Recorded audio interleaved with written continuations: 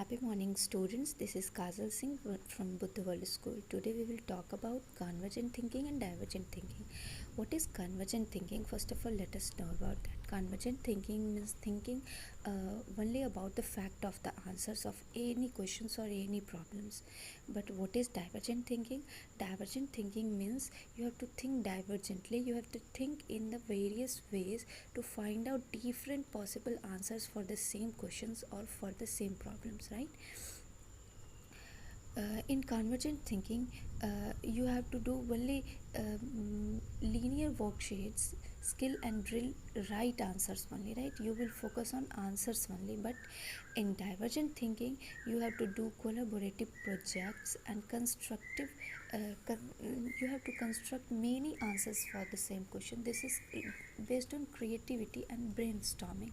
Okay, the second PPT is representing explore possibilities is related to convergent thinking, and decide what to do is related to divergent thinking. Means in convergent thinking you have to explore the possibilities related to the topic. What are possible answers, what are the possible ways related to a situation, right? You cannot converge your thinking. You cannot use little bit your brain to decide the answer or the uh, or find out the solution in particular situation, right? If you are able to find out various solution for the same question, and you are not going on the fact, then you have a convergent thinking ability, right? Modes of thinking in creative thinking, convergent thinking and divergent thinking are two modes of thinking. In convergent thinking we use our imagination, and in divergent thinking we use our imagination, and in convergent thinking we only use our logic. You can see in this third PPT, using imagination means you have a question in the middle, and you have various ideas and various solution for the same question, right? But in convergent thinking you can see that everywhere you have only fact, and that fact is your answer, and that answer is only single answer for your problem or for your question, right? So in divergent thinking you can make your own answer. You can go beyond your imagination and create your own answer. But in convergent thinking you don't have such options, because the questions are based on its fact answer, right? So in convergent thinking you get an opportunity to talk and to find out answers, to think outside the box. You are not captured in a box like in convergent thinking.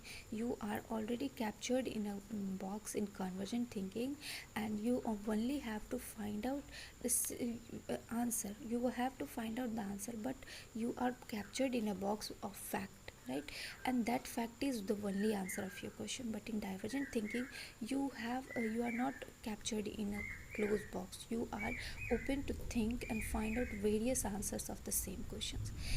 Now in this fourth PPT you can see here play, curiosity, experimentation, creativity. All these four activities and various activities can help you or can motivate you for divergent thinking. Try to find your answers in any ways. If you are curious, then only you will be able to find the various answers of your question. You do experimentation. If you are a student having convergent thinking, then you must do experiments. Okay, let me do this. Is this right for this situation or not? Okay, let me think the another option. Is that right for this situation or not? You will go on experimenting. Okay, and this will help as a student.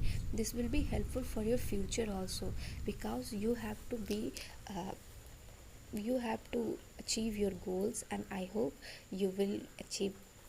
You will obviously achieve it. Creativity also comes with divergent thinking. If you are thinking something different, if you are finding more than one possible answers for a question, then think how creative you are. You can make your own different answers. You can think beyond the imagination. So you must have creativity. So students, take care that By divergent thinking, first of all, divergent thinking is possible when you are curious to think, and experimentation and creativities are also included in divergent thinking. You can see in the next PPT convergent thinking and divergent thinking. In convergent thinking, you only have a single solution, that is the fact.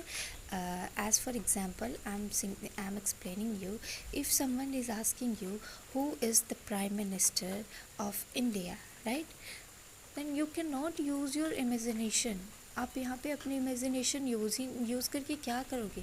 Your answer is only one, and that is fact, mister Narendra Modi is the prime minister of India, right?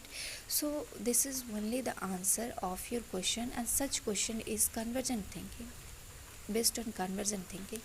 But what about divergent thinking? If someone asks you that what did you think about a sun, write something about sun. What is your thinking related to sun? What is your imagination? So you will write your own imagination, that what you are thinking about the sun, because you don't have enough information, you don't know enough fact about sun, right? If someone is asking you related to sun, can you touch sun, can you reach at sun? So it is very interesting question, and I think it is very creative. You will do a little bit experiment, that can I go to sun, can I reach there, can I touch it? So you can create various answers according to your imagination, that what will you write on this answer. You are free to think outside the box. You are not captured in a box, and you cannot answer answer it by a single word or a single line, that like Narendra Modi is the prime minister.